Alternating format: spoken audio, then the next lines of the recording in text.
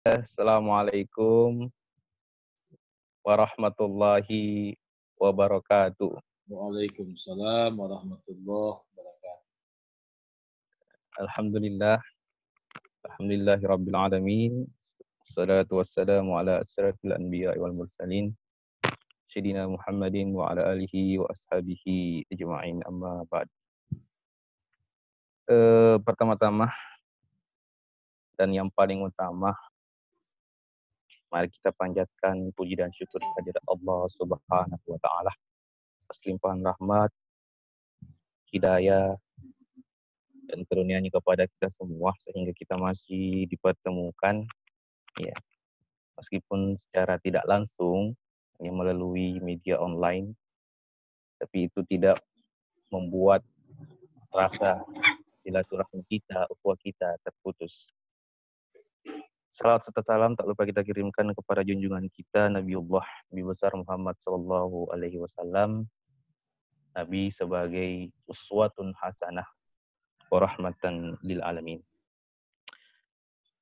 Baik, para jamaah pendengar dan penonton Bincang Pagi Ramadan. Ya, kali ini bersama dengan saya Ahmad Muhaimin, ya, ditemani dengan salah seorang guru favorit kami, ya, dosen favorit kami, yaitu Al-Ustaz Dr. Laude Ismail MTHI. Beliau adalah salah satu dosen, guru saya sekaligus panutan saya ketika belajar di Universitas Islam Negeri UIN Alauddin Makassar. Beliau adalah sosok, ya, dosen yang sangat dihormati oleh mahasiswa-mahasiswanya. Ya, dihormati karena ketawaduannya, kealimannya, serta keilmuannya. Ya. Meskipun demikian, beliau, ya, tidak pernah merasa tinggi. Beliau selalu merasa rendah hati. Itu dibuktikan, ya, ketika beliau senantiasa menganggap kami sebagai anak sendiri, sebagai sahabat, ada kalanya menganggap kami seperti saudara sendiri, tanpa memandang status, ya, di antara kami semua. Dan itulah sebabnya saya pribadi, ya, sangat mengagumi dan menghormati beliau. Ya.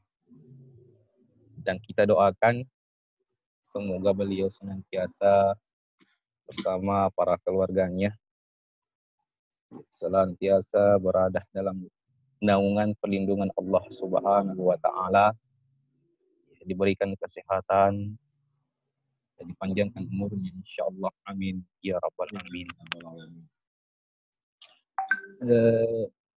Baik saudara-saudara, teman-teman pendengar bincang-bincang pagi Ramadan. Hari ini saya kira, ya, kita tidak perlu panjang lebar lagi mengenai perkenalan, karena saya sudah tidak sabar mendengarkan siraman-siraman rohani dari beliau. Saking lamanya saya tidak mendengar suara beliau.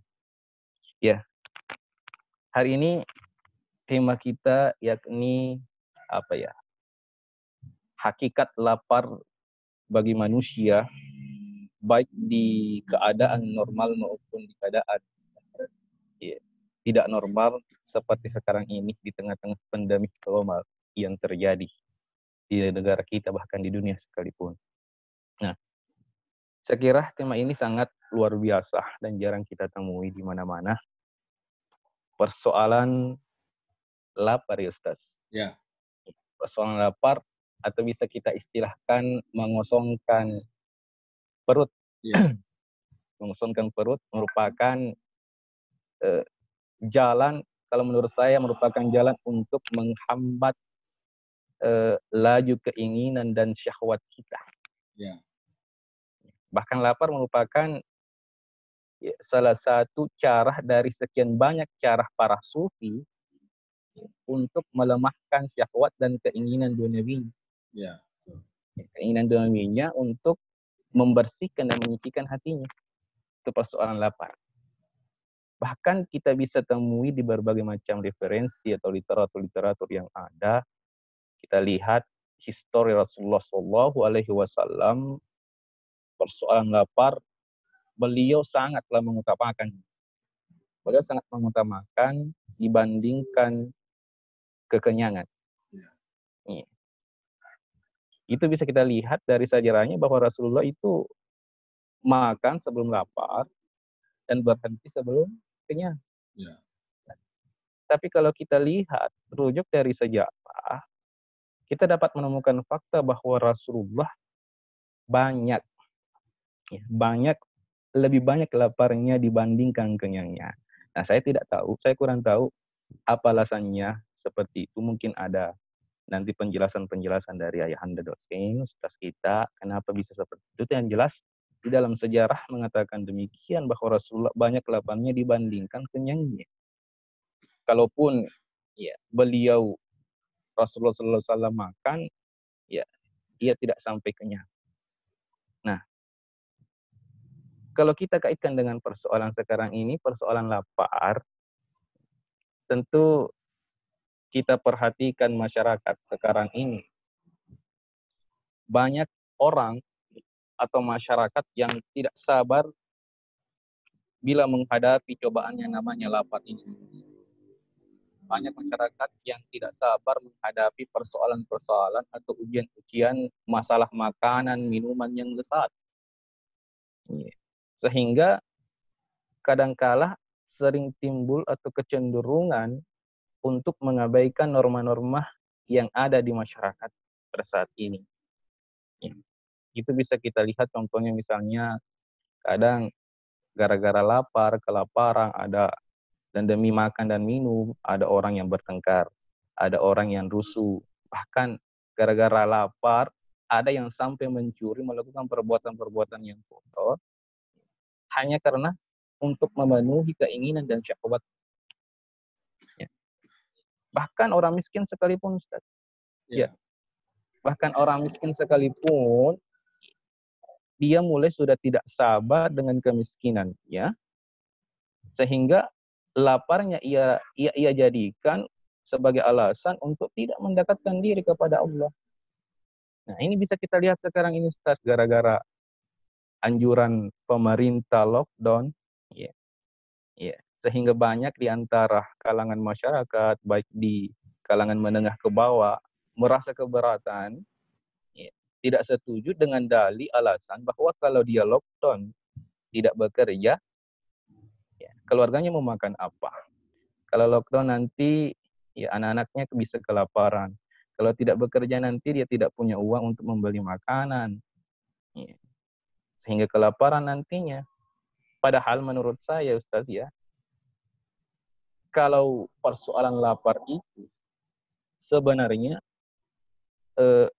Allah Subhanahu wa Ta'ala itu mencintai kelaparan, orang-orang yang lapar, yang mana bila kelaparan itu ia gunakan dengan sebaik-baik untuk mendekatkan diri kepada Allah, ikhlas, sabar, serta berusaha dan berdoa kepada Allah Subhanahu wa Ta'ala. Karena rezeki itu sudah ditentukan oleh Allah Subhanahu wa Ta'ala. Nah, inilah persoalan di tengah masyarakat yang sekarang terjadi, baik di kalangan menengah maupun di bawah. Persoalan-persoalan kelaparan ini, ya, sering menjadi polemik di tengah-tengah masyarakat, khususnya di tengah masyarakat yang kurang mampu, seperti itu, Ustaz. Nah, untuk itu mari kita coba bersama mendengarkan penjelasan dari guru kita sama-sama mengenai bagaimana sebenarnya hakikat dari lapar bagi manusia itu sendiri ketika dalam keadaan yang normal ataupun dalam keadaan ada wabah atau pandemi seperti yang terjadi sekarang. Mohon penjelasan dari Ayah Ustaz. An yatafaddal Mas. Ya, terima kasih banyak Ananda saya Muhaimin. Assalamualaikum warahmatullahi wabarakatuh. Waalaikumsalam. Alhamdulillah, salatu wassalamu Rasulillah, wa ala alihi washabihi ajma'in, amma ba'd. Pertama, saya berlindung pada Allah dari segala ujian dari ananda saya tadi. Mudah-mudahan tidak merusak jiwa kita dan jiwa semua yang ada pada diri kita. Yang kedua, tadi ananda saya sudah cukup luas menjelaskan dalam berbagai macam perspektif, khususnya dari aspek spiritual, aspek sufistik tentang hakikat lapar itu. Saya ingin memberikan satu ungkapan bahwa yang merusak kehidupan manusia itu ada dua. Yang pertama urusan perut, yang kedua urusan di bawah perut. Jadi ini yang merusak manusia. Urusan perut ini ya intinya urusan makan minum. Urusan makan minum, kepentingan perut. Jadi banyak orang yang jatuh, yang hina, nilai-nilai kemanusiaannya, jiwa-jiwa kemanusiaannya, karena dua hal ini. Misalnya, ya banyak orang hari ini demi kepentingan perut, kepentingan makan, dan ingin mengkonsumsi makanan yang wah, yang bernilai mahal, maka segala pintu-pintu dibuka. Tidak lagi mempertimbangkan aspek-aspek petunjuk syariat agama. Jadi, kalau saya ingin menyimpulkan, menarik simpul, segala problem kemanusiaan kita hari ini, banyaknya kasus-kasus pencurian, kasus-kasus korupsi dan semacamnya, saya kira itu karena urusan perut, ditambah dengan gaya hidup. Ya, ditambah dengan gaya hidup. Jadi kalau cuma perut saya kira tidak seberapa. Ya, cuma kemudian kita hari ini mengukur kemuliaan seseorang, menghormati orang lain dari tampilan lahirianya. Ya, dengan pakaian yang baik, dengan tampilan mobil yang mewah, dengan rumah yang mewah, itu yang kemudian semakin merusak nilai-nilai kemanusiaan. Oleh karena itu, ya, lapar ini yang menjadi inti puasa. Jadi, saya kira pelajaran utama dari ibadah puasa ini ingin Allah melatih kita, atau Allah ingin melihat kita bagaimana merasakan lapar itu. Ya, kurang lebih 12 jam ya kita menahan lapar ini, dari imsak sampai terbenam matahari. Ya, kita menahan lapar. Ya, tadi adinda saya Muhaimin sudah menjelaskan bahwa lapar itu kalau bisa diolah dengan baik, itu bisa menjadi pintu-pintu kebaikan. Jadi lapar yang dibarengi dengan spiritualitas, dengan zikir kepada Allah, itu bisa membuka tirai-tirai kegoiban. Ya. Karena perut yang kenyang itu kadangkala akan mendorong orang untuk berbuat buruk. Ya. Makanya kita tidak dilarang makan, tetapi kita mesti memposisikan makan kita itu tidak sampai kemudian membuat perut ini kekenyangan berlebihan, yang akibatnya membawa kita malas. Saya yakin para pendengar, para pemirsa, semua bisa merasakan. Kalau orang kenyang, kalau kita kenyang pasti malas, maunya tidur, sehingga produktivitas kita menjadi berkurang. Ya, makanya tadi Adinda Muhaimin sudah menyampaikan bahwa Nabi itu ya makan ketika lapar, berhenti sebelum kenyang. Jadi makan itu hanya untuk sekedar memberi kekuatan fisik pada tubuh kita. Nah, dan kalau kita makan ya, tanpa ada petunjuk-petunjuk agama, maka dampaknya adalah penyakit yang datang pada kita. Penyakit. Jadi penyakit yang Allah berikan pada kita itu boleh jadi karena ketidakmampuan kita mengolah diri dalam mengkonsumsi makanan. Makanya kalau sudah ada orang yang sakit, ya, dia sudah sakit, kemudian dia ke dokter, dokternya bilang, Bapak ini tinggi darahnya, darah tinggi, kolesterol, ya, asam urat, dan macam-macam. Maka solusi dokternya adalah pantangan pada makanan. Dokternya bilang, Bapak ini mesti kurangi makan ini, mesti kurangi makan ini, kurangi makan ini. Jadi makanan menjadi sumber awal hadirnya penyakit pada kita. Oleh karena itu, mungkin inilah hikmahnya mengapa teladan agung kita Rasulullah itu menjadi manusia yang sehat dalam hidup. Ya, karena tadi ya, Adinda Muhaimin sudah menyampaikan bahwa Rasul itu lebih banyak lapasnya dibanding kenyangnya. Ya, jadi kita bisa membayangkan seorang kekasih Allah Rasulullah, Nabi, pemimpin kepala negara kota Madinah, panglima perang, hakim, ya, mufti di zamannya, itu kehidupan ekonominya sangat miskin dan sampai tidak bisa makan gitu. Banyak riwayat ketika pulang sholat subuh ke rumahnya, tanya istri beliau, apa ada makanan pagi ini yang bisa dimakan? Tidak ada, Rasul, tidak ada makanan. Kalau begitu saya puasa gitu. Luar biasa. Ya, jadi kalau kita ingin menggapai kesehatan jasmani, kesehatan rohani pada diri kita, maka yang pertama kita jaga adalah pola hidup kita, pola makan kita. Ya.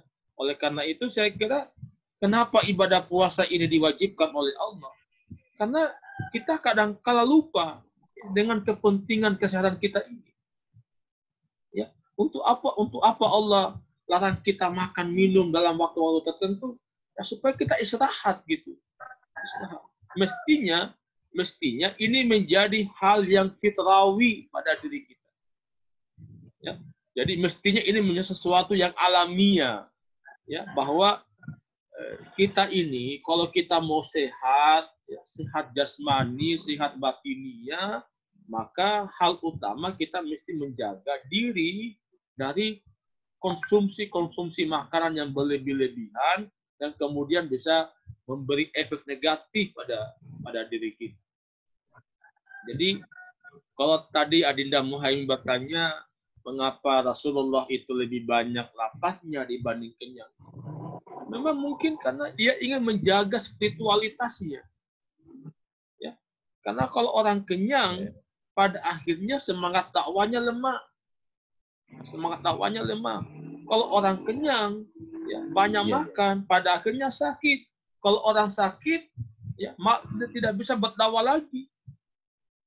Ya, banyak kita punya realitas di masyarakat kita hari ini yang kadang-kala karena ketidakmampuan kita mengolah diri, mengolah pola makan, ya pada akhirnya ya di usia muda sudah kolesterol, sudah banyak penyakit.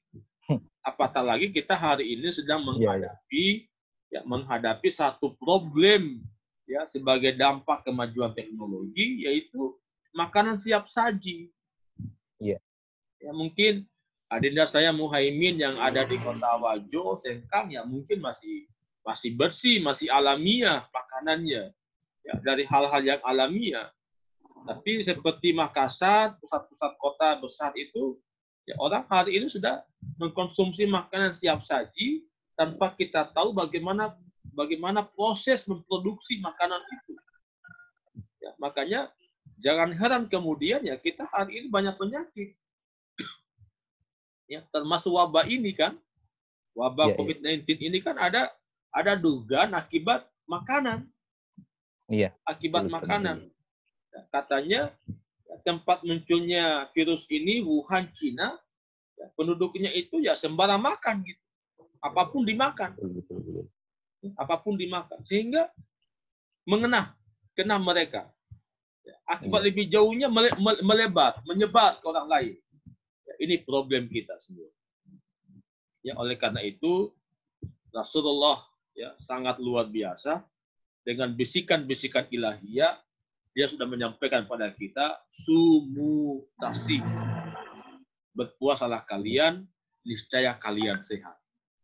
Jadi puasa ini menjadi pintu kita untuk mengembalikan kesehatan tubuh jasmani dan kesehatan lahiriah kita.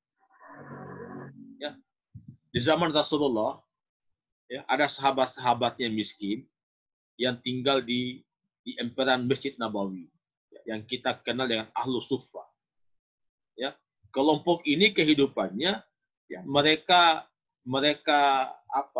ikatkan pada Rasulullah. Jadi kehidupan mereka itu apa yang Nabi alami gitu. Jadi kalau Nabi tidak punya makanan, tidak makan juga mereka. Bahkan kadangkala dari riwayat Nabi yang sudah mau makan makanan itu, tiba-tiba ada tangan-tangan Ahlus Suffah yang masuk ke jendela rumah Rasulullah meminta makanan itu, dia berikan makanan itu. Suatu ketika ia menemui seorang pemuda yang sudah sempoyongan jalan, kurus kering, ya, mata sudah dalam. Ketika ditanya kenapa, wahai sahabatku, kenapa Anda begitu keadaanmu? Inilah apa yang engkau sudah lihat, apa yang engkau sudah rasakan. Ya, si sahabat ini bilang, ya Rasulullah, saya sudah melihat apa yang Anda ucapkan tentang kebenaran. Jadi si sahabat Ahlus Suffah yang lapar ini, kemudian dia bantu dengan malam-malamnya dengan zikir dan ibadah kepada Allah. Maka subhanallah, tirai-tirai kegoiban itu kelihatan. Bahkan dia katakan, Rasul, kalau Anda izinkan saya bisa menunjukkan siapa sahabatmu yang ahli surga, siapa sahabatmu yang ahli neraka.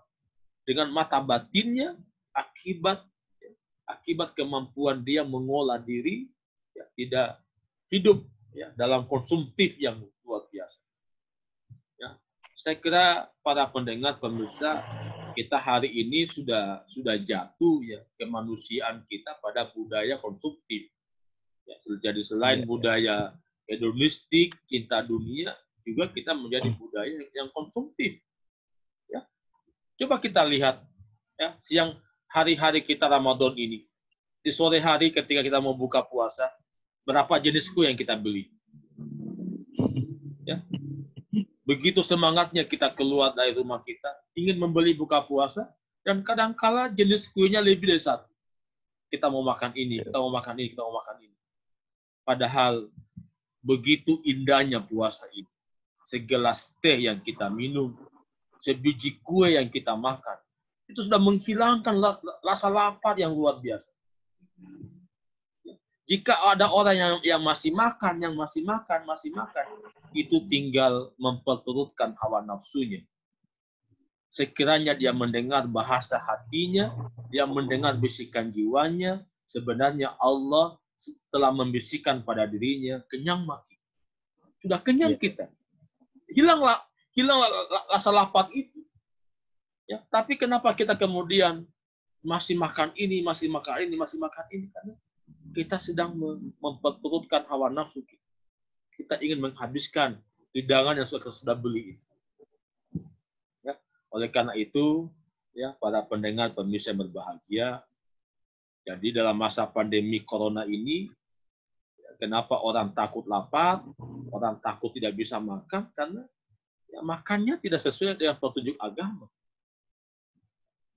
Sekiranya mereka hidup dalam bimbingan Tuhan, bimbingan Rasulullah, tidak perlu takut.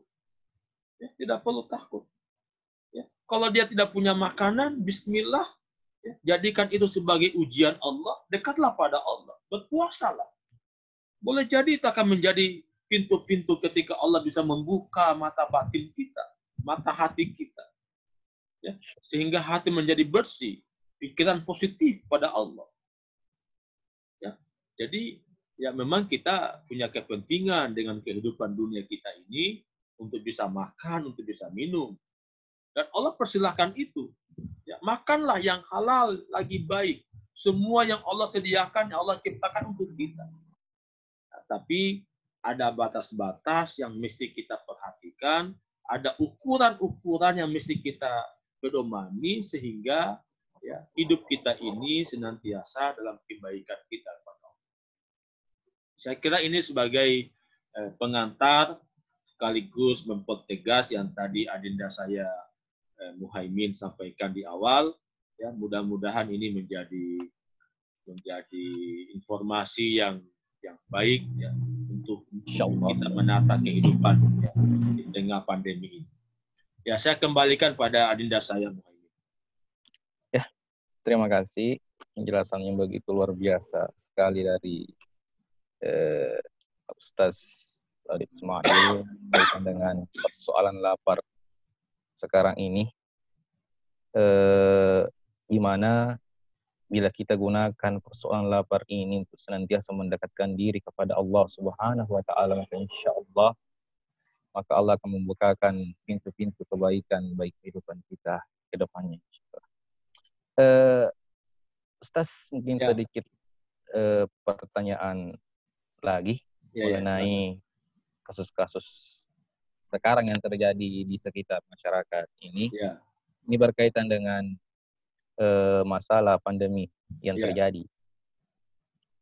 Sebagaimana yang kita ketahui bahwa beberapa saat yang lalu telah ada anjuran pemerintah sebelum Ramadan untuk sementara waktu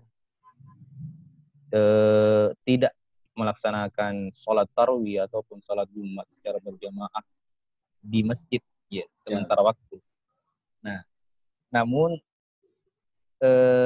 masih banyak di antara masyarakat kita yang mengabaikan anjuran pemerintah tersebut dengan alasan bahwa dia berpikir dia tidak takut masalah wabah ini. Dia tidak takut mati, yang dia takutkan hanyalah Allah Subhanahu wa taala. Dan dia merasa berdosa kalau tidak tarawih atau sholat Jumat di masjid. Jadi dia mengabaikan anjuran pemerintah untuk tidak pergi ke masjid untuk sementara waktu, Ustaz. Nah, ini yang saya mau tanyakan. Bagaimana kira-kira sikap kita atau pandangan kita untuk menghadapi kasus-kasus seperti ini yang terjadi di tengah-tengah kita? Karena saya kira di sisi lain bahwa ibadah yang utama itu di masjid, namun karena adanya wabah atau persoalan darurat yang menyebabkan pemerintah menganjurkan kita untuk stay saja di rumah. Nah, saya kira karena persoalan masyarakat seperti itu, dia berpikiran bahwa kalau tidak ke masjid berdosa, dan dia mengabaikan bahwa secara tidak sadar sebenarnya dia sudah berdosa mengabaikan anjuran pemerintah. Seperti itu. Bagaimana kira-kira pandangan saya? Jadi bagi saya Adinda Muhaimin ya ada dua sebabnya. Yang pertama karena beragama tanpa ilmu. Oh iya. Jadi orang yang beragama tanpa ilmu ya pada akhirnya ya, melahirkan emosi keagamaan saja. Jadi ya kalau saya pribadi yang pertama karena beragama tanpa ilmu, yang kedua beragama dengan emosi. Ya, emosi agama yang kuat pada dirinya. Ya, padahal tidak mungkinlah ulama-ulama kita yang alim, ya, yang wara, ya, ingin beristihad yang kemudian melawan hukum-hukum Allah. Ya, pasti istihad ini didasarkan pada ya kaidah-kaidah agama, hukum-hukum agama. Nah, seluruh hukum-hukum agama ya itu didasarkan pada panca hukum. Jadi ada 5 poin dasar kenapa hukum-hukum agama itu mesti ditegakkan. Ya, yang pertama hifzuddin, menjaga agama. Ya, yang kedua hifdzun nafs, menjaga jiwa. ya, menjaga jiwa. Jadi misalnya begini, kenapa zina itu diharamkan? Karena zina itu akan merusak jiwa dan akan merusak keturunan. Ya, jadi jiwa dari hubungan perzinahan itu tidak menjadi jelas keturunannya. Ya. Kenapa khamar diharamkan? Kenapa minum balo diharamkan? Karena dia merusak akal, hifzul akal, hifzul akal. Jadi ada 5, hifzuddin, hifzul nasal, ya, hifzul nafs, hifzul akal, ya, menjaga jiwa. Nah, istihad ulama untuk kita stay at home, kerja di rumah, ibadah di rumah, itu untuk menjalankan misi agama hifzun nafs, menjaga jiwa. Ya. Jadi supaya jiwa kita selamat, tidak terkena penyebaran virus ini, maka alangkah baiknya kita tinggal di rumah dulu untuk menjaga hubungan-hubungan sosial yang bisa menjadi pintu penyebaran. Ya, jadi bagi saya inilah akibatnya kalau kita beragama tanpa ilmu dan beragama dengan emosi, pada akhirnya kita melawan petua-petua ulama kita, petua-petua guru kita, petua-petua umarah kita. Padahal agama kita menegaskan atiullah wa atiu rasul wa ulil amri minkum. Ulil amri itu tidak hanya pemerintah, tidak hanya umara, tapi yang punya urusan pada aspek agama itulah ulama. Dan kita mesti mentaati ulama ini. Ya, sehingga kalau ada fatwa ulama yang melarang kita ibadah ke masjid karena kondisi yang tidak nyaman ini, yang tidak aman ini, kita memaksakan ke masjid, maka ibadah kita bisa menjadi haram. Iya. Bisa menjadi haram. Jadi bagi saya, dengarkanlah ulama kita. Dengarkanlah guru-guru kita. Ya, kan mereka adalah pewaris para nabi yang membimbing umatnya. Nah, memang persoalannya Adinda Muhaimin, ya memang ada juga, ya masih ada pikiran-pikiran ustaz, ulama-ulama tertentu yang tidak setuju dengan itu. Nah, cuma bagi saya jangan mengikuti ya kelompok minoritas. Jangan mendengar pandangan pribadi. Yang kita dengarkan adalah pandangan yang ijma, ya, secara mayoritas. Ulama kita, majelis ulama itu kumpulan ulama dari berbagai macam mazhab, berbagai macam organisasi, kemudian mereka mengkaji dengan berbagai macam kaidah-kaidah fikih, kaidah-kaidah usul, ya, dengan menggunakan ayat hadis, kemudian menyimpulkan bahwa untuk bisa menyelamatkan jiwa dari wabah ini, maka solusi yang baik adalah kita minta kita punya umat, kita punya masyarakat untuk tinggal di rumah. Jangan beraktivitas di luar rumah. Ya. Saya kira itu pandangan saya, Adinda Muhaimin, yang intinya bahwa bagi saya ini karena akibat beragama tanpa ilmu dan beragama karena emosi. Ya, baik. Terima kasih banyak Ustaz atas penjelasannya. Masih ada waktu ya, Ustaz? Ya, masih, silakan. Nah, masih berkaitan yang masalah tadi, Ustaz. Ya. Di masyarakat ini kan, khususnya di tetangga kampung, ya, itu masih sering kadang ada 1-2 orang atau 3 orang yang ini sebenarnya orang tua, Ustaz. Ya. Orang tua yang sudah disampaikan bahwa ini anjuran pemerintah, begini-begini, namun dia tetap bersikukuh ke masjid. Ya. Dan tidak mau mendengarkan anjuran-anjuran kita. Nah, saya pribadi yang masih merasa muda dan kurang enak rasanya langsung menegur orang tua seperti itu, meminta pandangan bagaimana kiranya baiknya seperti itu. Ya, saya kira kalau kalau orang tua itu adalah tokoh ya, tokoh masyarakat yang mungkin juga punya peran di masjid itu. Kalau dia cuma sendirian, cuma berdua, saya kira tidak ada masalah. Ya, tidak ada masalah. Jadi meskipun tidak masjid kita hari ini kurang ditutup sementara, tapi tetap kita harapkan aktivitas misalnya azan, ya azan tetap dikumandangkan. Ya, dan kalau misalnya orang tua yang tadi bersikukuh tetap ke masjid, dia punya tugas paling tidak tugasnya untuk azan, ya, untuk mengingatkan umat bahwa sudah masuk waktu sholat, saya kan tidak apa-apa. Ya, tidak apa-apa. Kecuali mungkin bagi orang tua yang secara tugas tidak ada, dia tidak ada tugas di masjid, cuma karena kebiasaannya ke masjid, ya, maka tidak enak kalau tidak ke masjid, meskipun ada wabah ini, ya, maka saya kira memang perlu pendekatan yang persuasif, ya, pendekatan ini, karena penyakit wabah ini lebih mudah menyerang ya, orang tua yang sudah usia lanjut, ditambah lagi dengan penyakit bawahan. Ya, jadi ini memang kita punya tugas yang besar gitu ya. Karena sekali lagi kita punya umat ini tidak memiliki pandangan keagamaan yang sama, pemahaman agama yang sama, ilmu yang sama, ditambah lagi lebih besar pada tingkat emosi keagamaan yang besar. Ya, sehingga kalau ditegur ya marah gitu. Ya, padahal ini demi kebaikan kita semua. Mungkin itu ya. Jadi jadi intinya masalah orang tua itu ya kita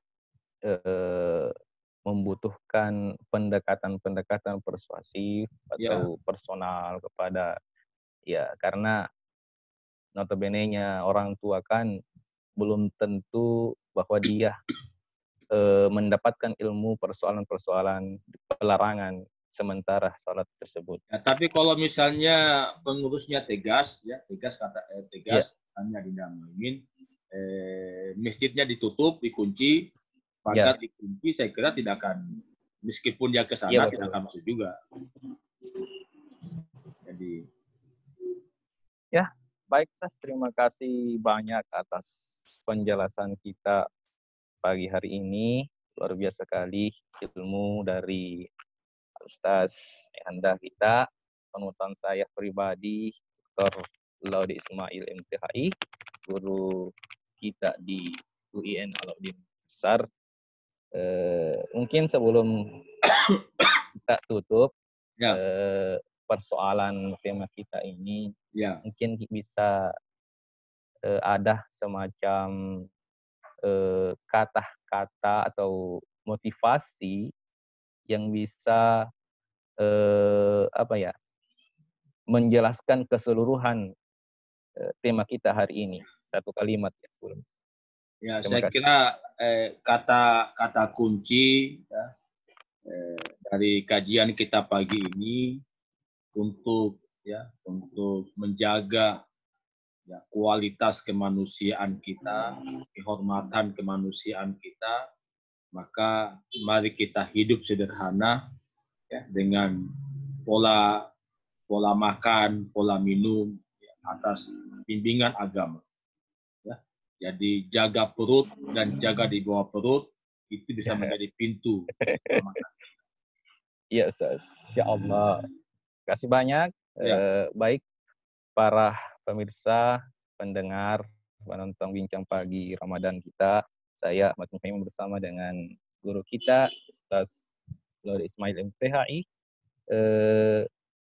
Mudah-mudahan kita semua senantiasa